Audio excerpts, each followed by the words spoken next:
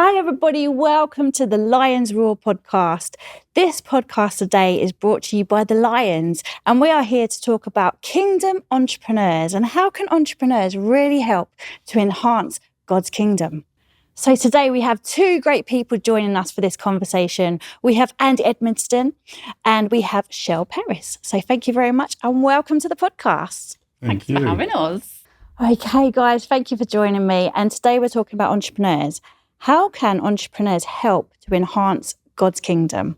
Andy, you own a massive business and your business isn't necessarily a Christian business. So how do you, as a Christian entrepreneur, help to grow the kingdom through what you do on a daily basis? I think first thing you kind of got to do is begin to think through the distinction between somebody who's a kingdom person and a kingdom entrepreneur. What actually does that mean? I guess my thought has always been that I don't really believe actually in kingdom businesses. Okay. I don't sort of think you start a business saying, well, I'm going to be a business for God, because you're just a business. And I think that it's really the entrepreneur behind it. It's what's in their heart that the business becomes just a tool really to use potentially, or it's kind of a resource that resources the entrepreneur, a resource is the founder, and then what's in your heart, that's what you're going to do for the Lord, really. Sometimes in our business, it's true that people know what the owning family believe. Okay. They know what our faith is all about. But actually, you wouldn't see lots of evidence in the actual business activities. We sell cars and properties, and it looks pretty much similar to everybody else who wouldn't necessarily class themselves as a Christian. It's quite similar to their businesses. But there is a culture in the business which we think helps. A lot of the values really that we have come from kind of Christian principles. We think that's really helpful in terms of building a great business. Always got to focus on, what's the culture in your business and organization. So you definitely would see a difference there. Yeah. But I think it's really what the resource that the business has given to us that allows us to go on and then do different things that God's placed in our heart, really. Yeah. Shell, what's your thoughts? I think that if you are a Christian and you love Jesus and Jesus is in your heart, it's like everything you do involves Jesus. So whether that is setting up a business, whether that's running a charity, whether that's being a teacher, whether that's whatever it is that you do, being a wife, being a mum, being a friend, it's like God oozes out of you. And I remember having a conversation with a friend of mine many, many years ago. And he was saying about how frustrated he was that people who follow Jesus don't almost talk about Jesus enough in the day-to-day things of life. And it's almost like sometimes we compartmentalize and we put Jesus in this box over here. And it's only when we visit that box that we're prepared to talk about him or prepared to live our faith out. Whereas actually our faith should be lived out in everything that we're doing. It's that when you have that call as an entrepreneur and as a pioneer, I really think that, Jesus shines out of us and that's right. So it's about leading by example. Is that how you lead in your business, Andy? Is it just leading by example? Yeah, I think that's not just a Christian thing necessarily. I just think that's kind of good principle. It's certainly a good business principle. I'm not a perfect person. So we've got a set of values in our company. And obviously, I believe in those values, and they kind of come from how the company was originally started 50 or so years ago. Right. We kind of restated them about 5 years ago, or articulated them about 5 or so years ago. But they've actually been alive. We were just kind of reflecting on what really those values are. But I kind of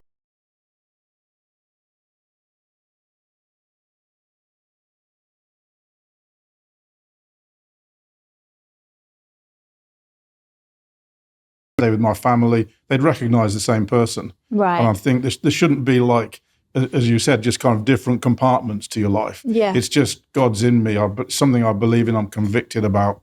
And so whatever I do, whether I'm watching or playing sport, whether I'm with my family, whether I'm just sort of eating a meal or whatever, whether I'm in business and in the office, you're kind of going to see the same person, really. Yeah. That's what I hope, anyhow. Yeah. One of the things I do love about here, Andy, is that things like when you built this office space, you put a cross in the roof. Yeah. I think little things like that actually have a big impact. Our guys were, so we built this office, and one of the things that we do is build offices for other people. So when it comes time to build your own office, here's where the values come in. You kind of say, well, okay, we value our staff. I want to build a nice place for our staff. We put effort and sort of time into it. And obviously, God is in our heart. I sort of think that in terms of this business, everything that's happened with this business that's good, I feel it's obviously come from great staff, because we have great staff and a great culture in the business. But I believe God's helped us along the way significantly. Yeah. So I kind of wanted to honour him with regard to that. The only problem is this cross. I kind of wanted a skylight cross in the centre of the building, right at the on the roof, or in the roof area. And our guy said, you do understand what happens in the centre of a roof. If you take the middle of the roof out, the roof's going to fall in. So I said, I'm sure you guys are, you're clever, you guys. You can actually get this done. And they kept coming back to me about 4 or 5 times over about a 6-month period. But anyway, I insisted. I said, no, you've got to do it. You've got to find a way.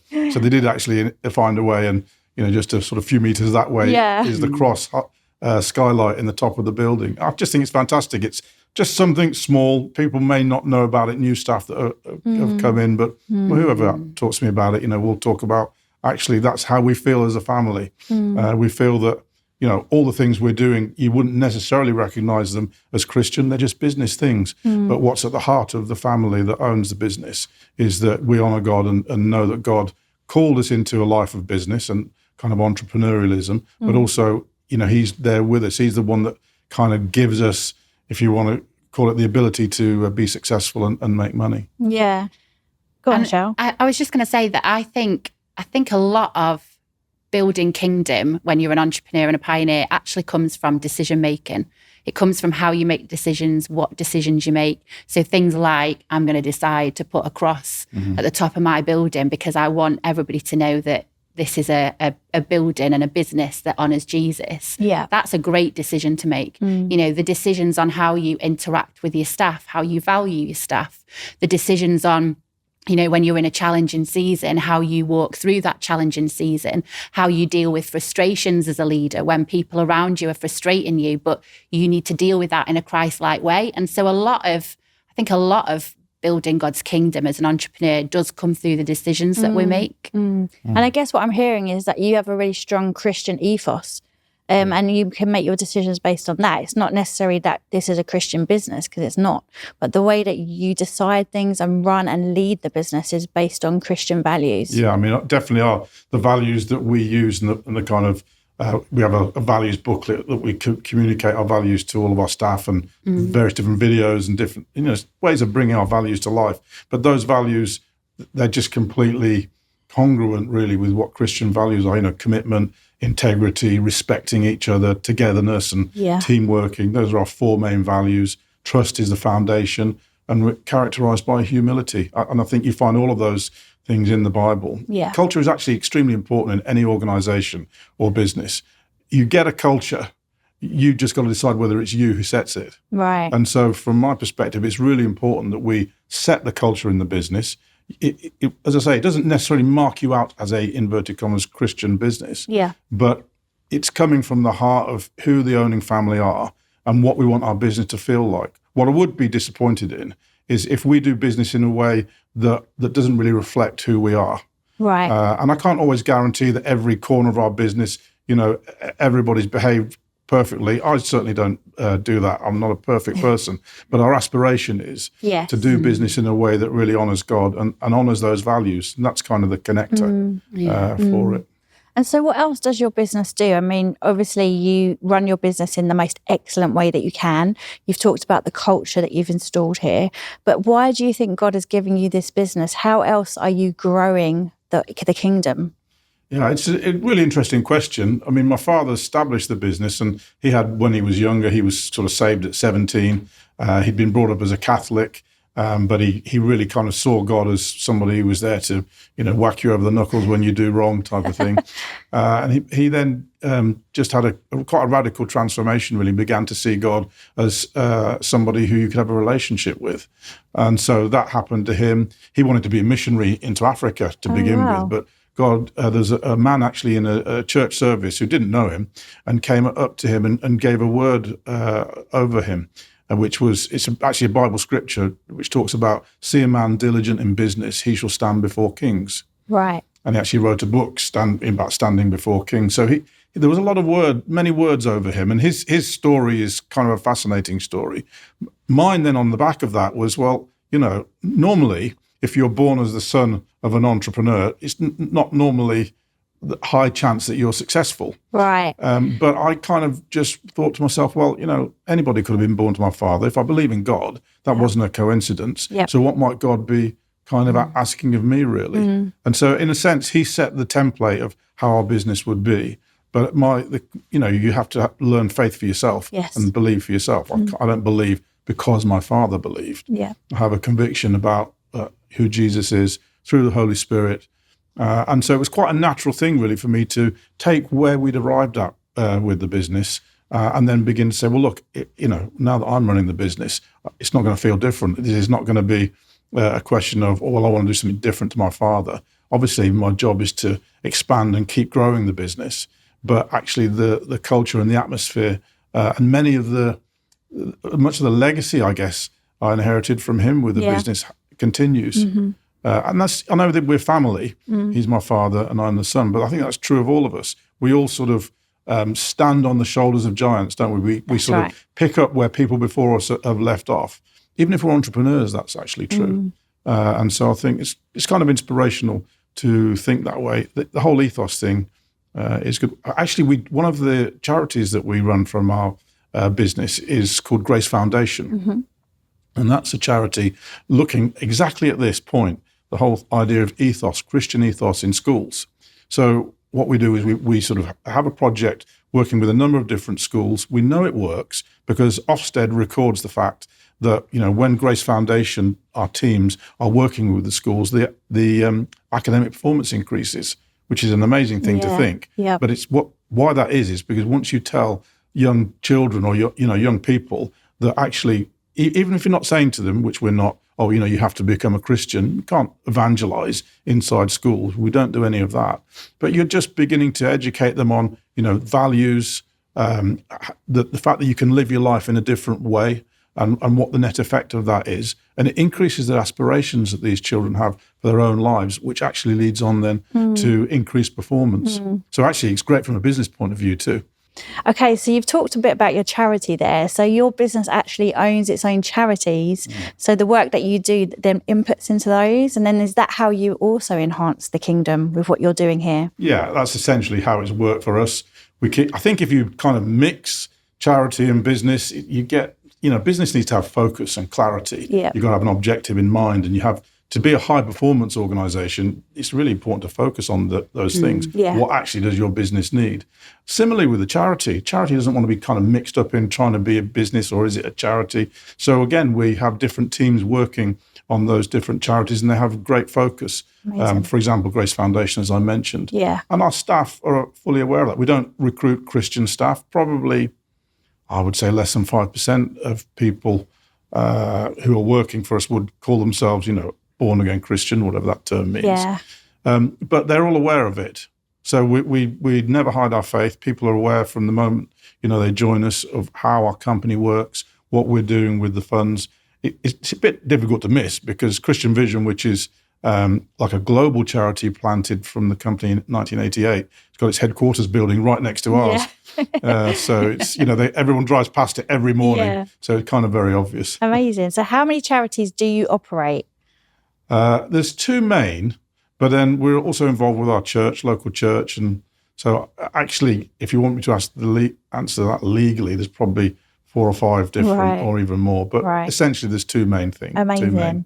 And isn't that a fantastic way, Shell, of being able to enhance the kingdom for your business, even if your business isn't a Christian business, but you're able to use that and set up charities to help enhance the kingdom in other ways? Yeah, absolutely. I mean, I know you're a very humble man, Andy.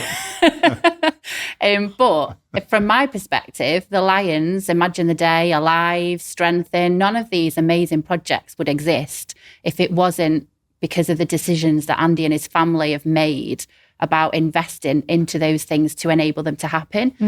So I just think, for me, that was a brand new concept. I'd kind of became a Christian when I was 15, grown up in the church. And then when I first came across the Lions, when I was a delegate kind of 6-7 years ago, I just thought, oh my goodness, isn't it amazing that somebody would kind of have that vision from God and that call from God to invest in Christian entrepreneurs and pioneers and actually do something about it and be able to be in a position where they can use the resources that God's given them to invest into something that releases kingdom entrepreneurs and pioneers to make a difference. Yeah. And the more that I've grown, obviously, with the Lions as a delegate and then setting up the Lions Alumni Association and then now leading the whole project, I just think what a privilege it is for me to work as part of that. But what a privilege it is that we get to invest in so many different people, all because of an intentional decision that you and your family have made and you've stuck to, and it's making a massive difference. So let me just give a bit of context behind that. And I'll tell you how it feels, really. Yeah. Because I remember a great story my father told me years ago, and maybe I've experienced this in a similar way, but not quite such an extreme story. And he went with Christian Vision, which was, as I said, founded in '88. They one of the things they did was put a number of I think missionaries from Brazil who were Portuguese speaking into Portuguese speaking parts of Africa.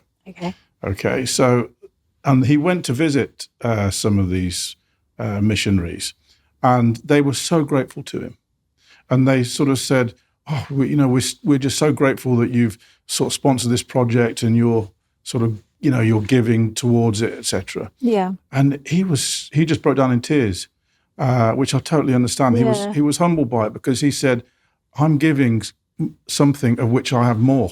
Right. But you guys are giving your whole life." Yeah. Actually, in that project, one of the families, their young daughter, died of a disease. I can't remember. Maybe I think it was malaria, actually. So the truth is, if God's in your heart, whatever background you're from, whether you are entrepreneurial or not entrepreneurial, we're all called to do the things, to use the talents that God's put in our hand. So for me, it does not feel any greater to, do some of the things that we've done, giving money. It's quite a simple thing to do that, to be honest with you.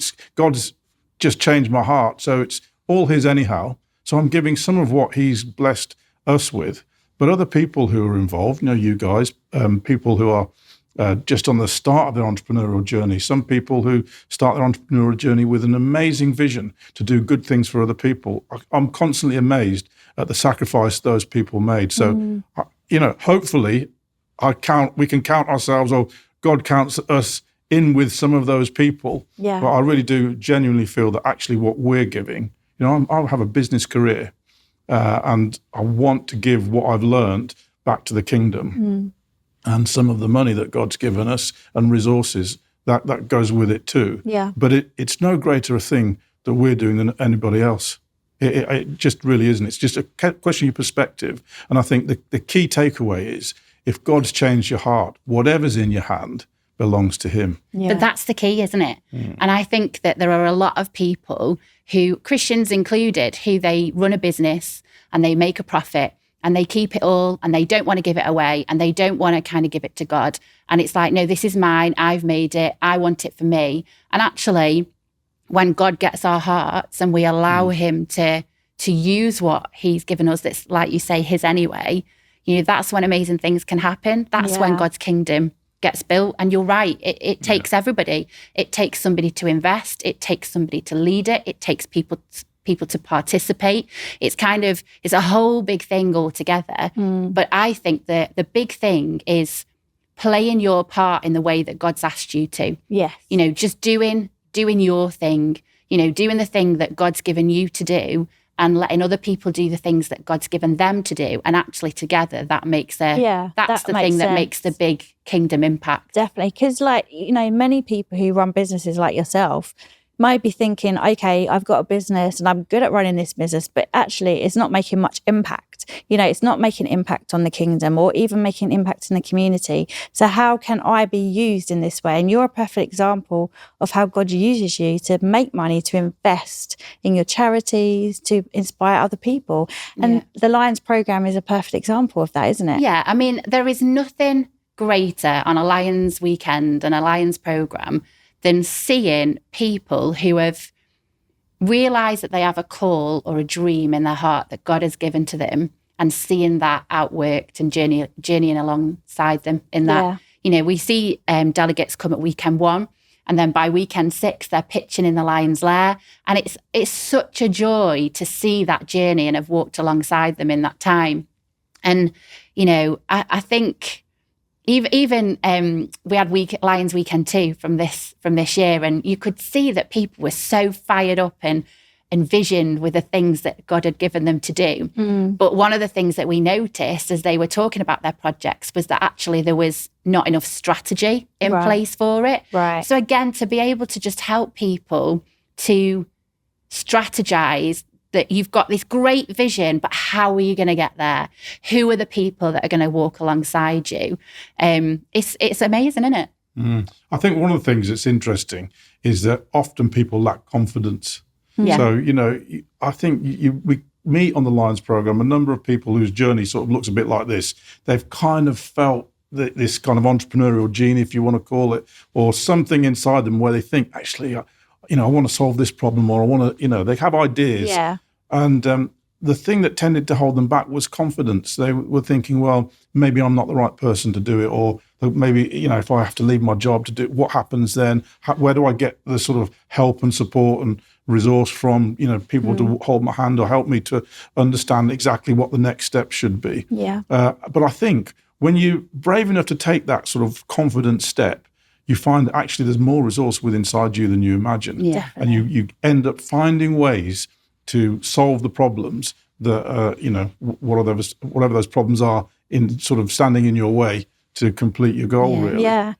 And what I love about the Lions program is that you always challenge people to be more kingdom minded. Yeah. People come to you with great ideas and projects, and some of them are great, going out feeding hungry people and helping in practical ways. But even through that, you always challenge them, don't you, to think bigger and about the kingdom. Yeah, absolutely. Because I think you can have a dream or a project or an idea for something that is going to have a social impact. It's going to help people in some way or another. It's going to solve a humanitarian need, for example. But that doesn't necessarily mean that it's kingdom minded. Because for me, being kingdom minded is pointing people to Jesus. Yeah. It's seeing lives transformed. That doesn't mean to say that, helping homeless people or feeding the hungry people or, anything like that isn't worth it, because it totally is. But we do challenge our delegates to say, okay, what is it that you have in your hand? Who are the people that you are reaching? And is there a way in your project that you can point people to Jesus? We had a guy on the program a couple of years ago who had this fantastic idea for creating shoes to help children who toe walk. Absolutely, a brilliant business that can really, really help children in that situation. Nothing out there like it, so unique. And he's just a fantastic young entrepreneur. But right from the word go of him joining the Lions program, we were just challenging him. This is brilliant. This is going to really help people. But how are you going to point those people to Jesus? Yeah. Is there a way through your business that you can have a kingdom impact and actually see lives transformed? And he came up with all kinds of different ideas throughout the program, and then settled on creating this book that went alongside the shoes that did have a kind of kingdom impact, that was pointing children towards the Bible and towards Jesus. And it was just, again, he was so full of joy by the end of it, because he thought, oh my goodness, I'm doing this fantastic thing, and I'm also getting to tell people about Jesus, not bringing them to a point where it's like, I'm going to give my life to Jesus right here, right now, but just helping them to think and helping them to wonder about God and who God is and how much he loves them. Yeah, it's about sowing seeds, isn't it? Absolutely. That was his calling in that project. It was amazing to see, actually, because some of the projects that come on the Lions, they're really obviously Christian. Yeah. So if you've got a project where you're running events and you're, seeing people come to know Jesus, or you're, creating Bible study resources, or, there's some really obvious ways that we can point people to Jesus. But some projects come to the Lions and it isn't so obvious, but we always encourage them to think about how can you use what God's given you to point people to God. I think what was interesting about that guy, from my memory, was it was his brother who toe walked. I don't know if he had a disability or something, but I knew that he toe walked. And I guess in one way, if you take what I was talking about earlier, it's important from the business side of things that he focuses on actually, the physical attributes of his shoes and how that helped people who toe walk. But he was able, in his case, to sort of link the character that you're talking about and the book alongside it.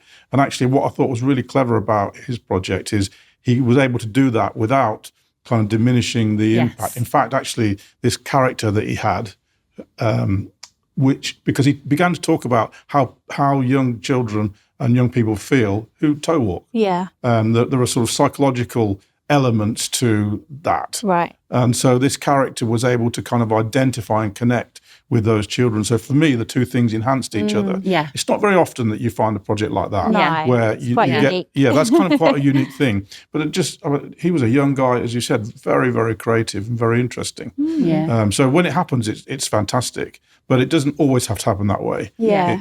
It could be what I would say is don't compromise. If you're a business person, don't compromise your business because you want to try and straddle the two things. Right, They've got to support each other to make the business better. Yeah. Or what you do is let your business be your business and then realize that, okay, that brings me certain resource. That can be financial, can be network contacts. It can even be knowledge for yourself. I'm sitting here talking about some of the things that I've learned in business and hopefully helping people who might be watching. So, why do you do that? I don't do it because I haven't got better things to do. I've got a lot of other things to do. But it's because God's changed my heart, really. Yeah. And as we said before, everything really comes from that. Amazing.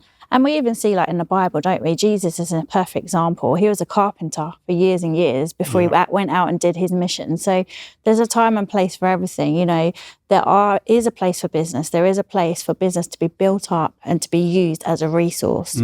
Actually, if you note what the apostles said in the book of Acts, so obviously Paul and Peter, all the apostles, they were wanting to spread the gospel. And then I remember a conversation, I think it was between Peter and Paul, where he was talking about, well, okay, we go our separate ways, but don't forget the poor. And he said, I was keen to agree that anyhow, because that was on my heart. Yeah. And I think there were other occasions in the book of Acts where they kind of arranged some people to help the poor, which allowed others to preach the good news of the gospel. So nothing wrong with that at all. And I think it's a mistake to say, God's only interested in spreading the gospel and not meeting people's needs. Jesus did that. Yeah. But it's also a mistake to say the other way around, that we really need to be meeting people's needs and forget the gospel. Yeah. Because in the end, the gospel is the thing that's at the centre of everything. Yeah, totally. For me as well, it's about recognizing your calling. I think that's a massive part of kingdom building, because to find your zone and to really run in that, to find that thing that wakes you up each morning, to find that passion that keeps you going through the hard times, that's what you want to be doing. You want to find that purpose, that God-given calling, and run with that. And whilst you're running with that, say to God, this is my calling. This is what I believe you've asked me to do. This is my purpose that you've put within me.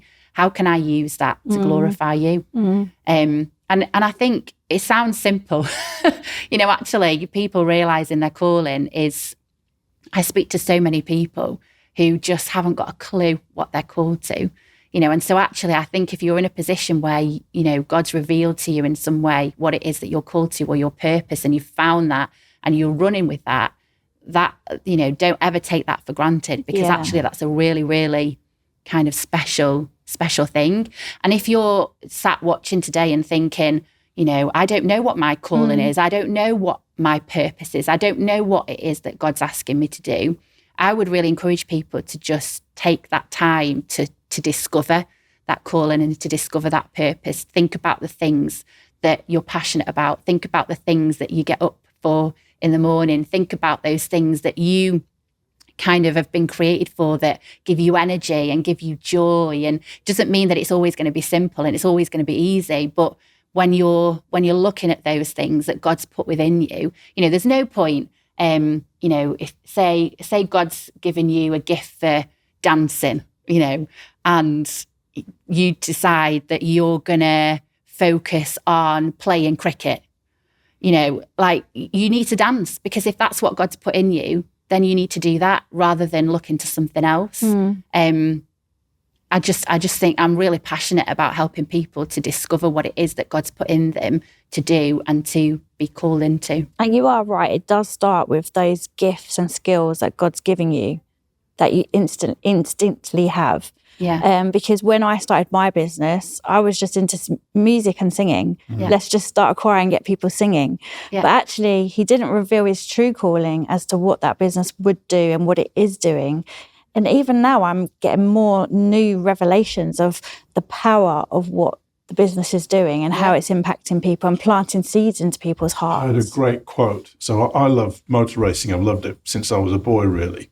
And Enzo Ferrari, who's, Ferrari F1 team, probably the most successful that there ever was, he talked a bit about passion, and you mentioned passion a few times. And his quote about passion is that passion can't be described. It can only be lived. Yes. That's something similar to what you're saying. Yeah. Sometimes you couldn't even describe what the journey is when you start out. Yes. You don't necessarily know where it's going to end up, but it's just something inside you and you have to live it. Yeah. And I think that's kind of a cool quote, really. That's a really good quote. And do you know what? I've come across people as well who they know what they're good at. They know what their passion is. They know what they've got inside them to do. But they're looking at somebody else over here who's doing something different and going, well, I want to do that. Yeah. I want to do what that person's doing, because for some reason they see that person being more successful or having better opportunities or, whatever. And actually they spend their whole life trying to do this when they were created to do what's in them to do. And he's like, just do what you've been created to do. Don't look at other people and what they're doing. Do what God's put in you. And when we look at other people, we don't know the background. We don't know how long they've been doing it, the hardship, the journey. Yeah. Because entrepreneurial people, it's a journey, isn't it? Yeah, and actually, the thought that's crossing my mind as you're talking about that is, you've got to define what success is. Yeah. So often defining success is quite a difficult thing to do, because we sort of fall into this definition of, well, maybe success is if you're in business, make more money, or if you're if you're in a church, for example, running a church, we'll want more people to come to my church. Yeah. But it might not be those things. We actually, one of our, I guess, aims is, profit maximization as a company over the long term. Sometimes that means in the short term, you make less. Right. So understanding what your definition of success is actually is a great starting point for an entrepreneur, I think. Yeah. You've got to understand, what are you trying to actually achieve here? Yeah, definitely. Yeah. I wonder if success is doing what God's created you to do and doing it really well. Great. I do. I wonder whether that is actually what success is like. Because, when we get to heaven, God's going to say to us, what did you do with the gifts that I gave you? What are you going to do with what I've given you? Yeah. And if your answer is, oh, well, actually, I tried to be like somebody else, or, oh, well, actually, I buried it and never did anything. I want my answer to be, do you know what, God, I served you faithfully and wholeheartedly in the things that you've called me to. Not worrying about kind of what's going on around me too much, but just going for what it is that you've put in me to do. Because and I wonder whether that's success. Yeah, I think as well, I remember the story about King Saul. And, in the Bible, King Saul was the first king of Israel. And God ended up regretting that he kind of appointed King Saul. And what the issue was, God had, basically what he did was, God gave him an instruction. And he didn't follow that instruction to the letter. He did what he thought God should want. Right. So then you get this kind of verse that comes out, famous kind of Bible phrase, which is, to obey is better than sacrifice. So he said, well, we'd kept all these animals from these people that we were, you told us to defeat, and you told us to, get rid of everything, but we didn't do that. And he said, well, we were going to sacrifice it to you, God, as a thanks, and to show our. And God said, that's not what I said to you. Yeah. I said to obey. And I think often we do that. We sort of do for God what we think God should want. Yeah. And that tends to look like R-shaped, we actually like to do that. And I think actually it's important, even though I think God puts passions in us. So following your passion, I think, is usually a good clue that of this is what God wants you to do. But I think that it's also important to understand that, okay, I've got to hear from you, God. What are you actually saying here? Let me not do for you what I think you ought to want. Let me do for you what you're actually asking me to do. That's a really good point to finish on, guys. And what the final thing, what would you say to an entrepreneur who's just starting their journey? I think about all the things we've just talked about right now. What is the last thing you would leave with them right now about their business, their passion, and about being kingdom-minded? Wow, that's a big question. I would say do what God has put inside you to do and do it wholeheartedly. Don't just do it wholeheartedly. Don't let anything distract you. Don't let anything stop you. Don't let, people tell you that you can't do it. Just do it wholeheartedly. Amazing. Yeah, so I'm going to kind of follow up on that and just assume, I'm going to assume that actually the things that we're talking about, what God's put in your heart, obeying God, passion, we've already talked about that. There's 2 bits of business advice I heard, which actually they were from Sir Peter Vardy, who is a Christian businessman from the Northeast, and he's, got a very sort of northern accent, quite a brilliantly simplistic way of looking at life and business. And by the way, that's not a criticism. That's actually a compliment. Because, if you do it properly, business and actually management, leadership is simple, really. But the 2 bits of advice he gave, which I just thought, that's absolutely brilliant. He first of all started off by saying, well, I don't really have much business knowledge. I don't have really much business advice, but I did hear 2 things once. And these 2 were brilliant. He said, find out what good looks like. Because I tell you, I've been working in our company now since 1992, and I know this company very, very well, but I don't know my competitors that well. So finding out, I can sort of sit and think, I'm doing things really well, and our business is doing things really well, but do I really know that? If I invest a bit of time to discover, are we actually doing things well? That is a great starting point. And the second thing he said was find the very best people you can to work with you. And that doesn't mean people who will just take a yes from you and they'll do whatever you say. You need people around you who'll challenge you, who've got talent.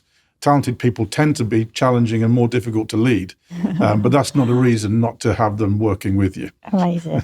Oh, thank you so much, guys. That's been really inspirational today. So thank you for joining me on the podcast, and thank you guys for tuning in to the Lions Roar podcast. Please subscribe and follow us. We want to make sure that this podcast goes out to more and more entrepreneurs so we can inspire more people. Take care for now. Stay tuned. See you next time.